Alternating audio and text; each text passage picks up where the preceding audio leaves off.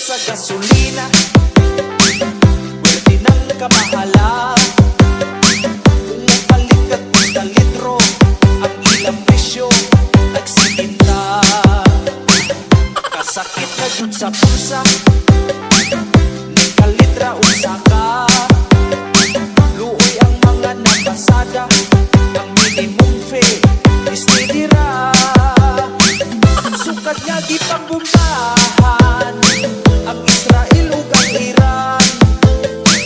Sa supply kuno nahutan, maong ang presyo pamahalan.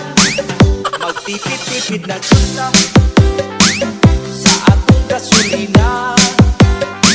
Kung dili gusto nga maglakaw, o sakay na lang taong trabaho.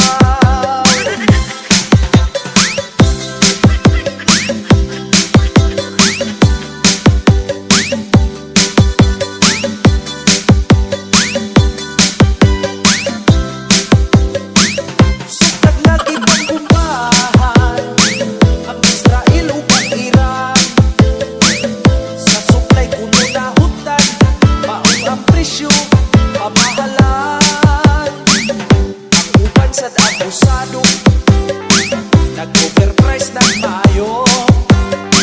Gikan sa presyo nga 60, karon niabot na